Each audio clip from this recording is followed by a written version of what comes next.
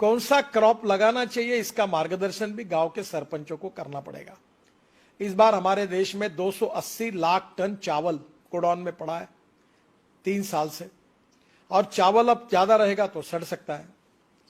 क्या आज हमारे देश में चावल इतना ज्यादा है कि पूरे वर्ल्ड को हम चावल दे सकते हैं? वी आर चावल सरप्लस। चीनी, शक्कर, इतनी हालत खराब है कि वर्ल्ड में इंटरनेशनल मार्केट में चीनी का भाव 22 रुपए किलो है, हमारे देश में 34 रुपए किलो है, और हम 10 रुपए किलो सब्सिडी देकर पिछले साल में हमने 60 लाख टन चीनी एक्सपोर्ट की और 6000 करोड़ की सब्सिडी दी। तीसरी बात, गेहूं सरप्लस है, मक्का सरप्लस है। 1700 रुपए एमएसपी जो मक्के की थी वो भाव अब 1000 और 1100 रुपए पे आया है। क्या क्रॉप पैटर्न हम बदल सकते हैं? हमारे देश में 80 से 90 हजार करोड़ का एडिबल ऑयल हम इंपोर्ट करते हैं, पर आज दुर्भाग्यवश हमारे देश में फल्ली का तेल हो, जवस का तेल हो, सरसों का तेल हो, करड़ी का तेल हो, सोयाबीन का तेल हो, आज कम है। तो क्या पर एकड़ प्रोडक्टिविटी बढ़ाकर हम इसको कर सकते हैं क्या? सब संभव है। मैं नागपुर में, हमारे ऑरेंजेस होते हैं, और मुझे बहुत इच्छा थी कि नागपुर के ऑरेंजेस एक्सपोर्ट हो। मुझे स्वीडन जाना था, तो यहाँ राहुल ठाकरे करके, सिद्धरराव ठाकरे करके बहुत बड़े नेता थे कांग्रेस के, अभी भी है, उनका लड़का था, बहुत अच्छा काम करता है। मैंने कहा मुझे 2 बैग भर के आप संतरे दो। मैं दुबई गया और दुबई के लोगों को मैंने सबको, मेरा अच्छा दुबई में संबंध था, तो बुलाया चाय के लिए और सबको संतरे दिए। अब हमको 6 कंटेनर हमारे बेचे गए और अभी 100 कंटेनर का ऑर्डर मिलेगा, और 32 रुपए किलो संतरे का भाव मिल रहा है, जबकि यहां हमको 12 रुपए 15 रुपए भी नहीं मिल पा रहा। हमारे यहां सब्जियां हम एक्सपोर्ट कर सकते हैं। हमारे यहां क्रॉप पैटर्न को बदलना, और यह बात बहुत महत्वपूर्ण है, और विश्वनाथ कराड़ जी को मैं अनुरोध करूंगा कि आप थोड़ा सा, जैसे ये विश्व शांति और ये सब बातें फिलोसॉफी की बिल्कुल सही है, पर हमारे गांव में किसान आत्महत्या कर रहे। विश्वनाथ जी, क्या हम किसानों को सुधार सकते हैं? तो मेरा दावा है कि जब तक किसान पेट्रोल डीजल नहीं उगाएगा तब तक किसान सुखी नहीं होगा। हमने इथेनॉल लाया, जो गन्ने के जूस से इथेनॉल बनता है, गन्ने मोलाइसिस से बनता है। अभी तो हमने शुगर के बजाय इथेनॉल में कन्वर्शन किया। 1600 करोड़ लीटर हमको इथेनॉल चाहिए, अभी हम 550 करोड़ तक ही पहुंचे हैं। और अभी पूना के प्राज वालों ने और रिसर्च किया कि डीजल में 10% डालेंगे तो और लगेगा। और मैंने और तय ये किया है कि ट्रांसपोर्ट मंत्री होने के नाते इथेनॉल पर चलने वाली बजाज ने बाइक तैयार की है, टीवीएस ने तैयार की है, वो भी लॉन्च कर दी है। क्या हमारे गांव का जवान लड़का अपने गांव में चावल से, मक्के से, गन्ने से तैयार हुए फ्यूल पर अपनी गाड़ी, अपनी स्कूटर अगर चलाएगा तो इंडियन ऑयल और भारत पेट्रोलियम के पंपों की कोई जरूरत नहीं है। मैं कोई इंडियन ऑयल और भारत पेट्रोलियम के विरोध में नहीं हूं, पर 8 लाख करोड़ का हम इंपोर्ट कर रहे हैं और प्रदूषण बढ़ा रहे हैं। उसके बजाय हम किसानों ने तैयार किए हुए ईंधन पे जाएंगे। तो मेरी एक ही सुझाव है कि diversification of agriculture towards energy and power sector, यह विषय विश्वनाथ जी हमें लोगों को जगाने के लिए बहुत आवश्यक है। ये अगर होगा, और इसमें काफी काम हुआ है, हवाई जहाज का ईंधन भी किसान तैयार कर सकते हैं, किसान बिजली भी तैयार कर सकता है, किसान मोटर, कार, बस, ट्रक चल सकती है, और ये सब सिद्ध हुआ है। मैं ट्रांसपोर्ट मंत्री हूं, मैं आपको इसकी सब जानकारी दूंगा। तो गांव इससे भी समृद्ध और संपन्न बनेंगे। और सबसे इंपॉर्टेंट चीज है कि गांव में अच्छी शिक्षा मिलनी चाहिए। हेल्थ सर्विसेज के बारे में कल ही मेरे बहुत दुखद घटना हुई। ताड़ोबा में एक परिवार गया था, गाड़ी उलट गई, लड़की भी मर गई, जवान लड़का भी मर गया। और दुर्भाग्य यह है कि ये जो मर गया, इसका कारण रोड में एक ब्रिज था, उसको कटड़े नहीं बने थे।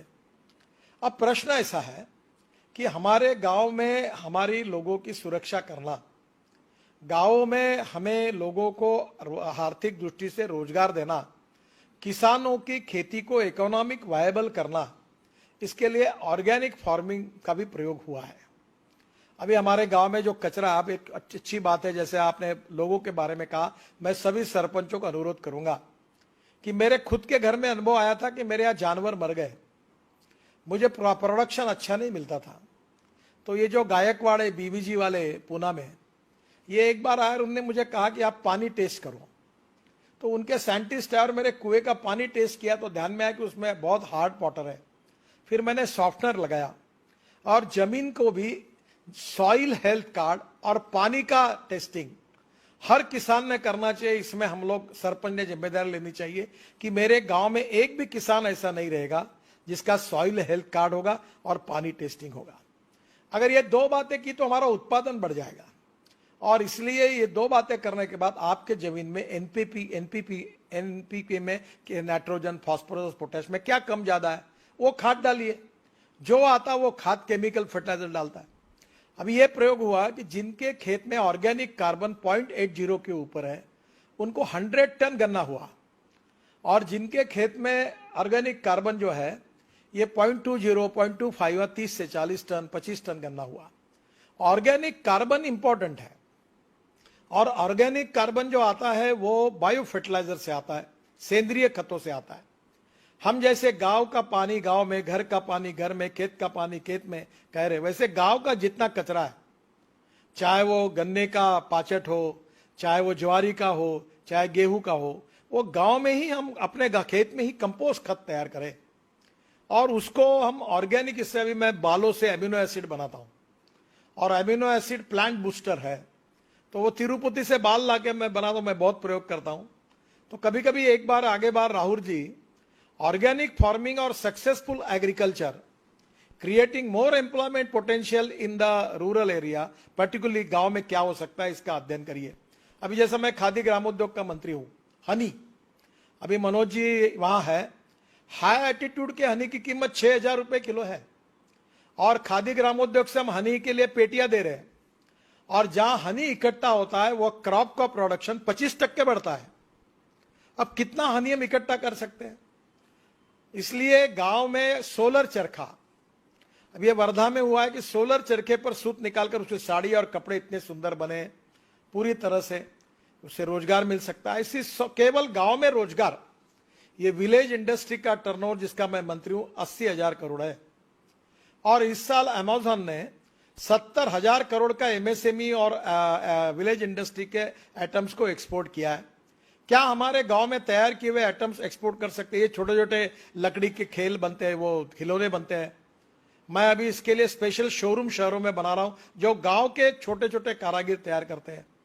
कहीं गांव में सीरीकल्चर सिल्क तैयार होता है, कहीं गांव में लकड़ी 12 बलूतेदार जो है, लोहार, सुतार, चमार। अभी मैंने पैठनी जो बनती है उसकी जूते चप्पल वो पैठनी को यूज करके बने हुए लॉन्च किए। अभी डेनिम करके एक जीन का कपड़ा खादी ग्रामोद्योग तैयार करता है जो अमेरिका में ल्यूएसिस कंपनी पूरा लेती है। तो ये जो गांव में विलेज इंडस्ट्री हो, aspirant district 115, rural, tribal and agriculture field में आर्थिक स्वाधीनता, आर्थिक स्वातंत्र, आर्थिक स्वावलंबी जब बनाने के लिए ये गांव के सरपंच क्या कर सकते हैं? To save money is to earn money. There are lot of technology which are available, raw material is available. गांव की स्ट्रेंथ क्या है, वीकनेस है, कौन सा रॉ मटेरियल अवेलेबल है, उसके आधार पर किसानों की इकोनॉमिक्स को हम कैसे बदले और गांव को समृद्ध संपन्न कैसे बनाए, उनकी परचेसिंग पावर कैसे बढ़ाए, उसके बिना आत्मनिर्भर भारत नहीं बन सकता। और सरपंच ये लीडर है, ही इज ए कैटलिस्ट।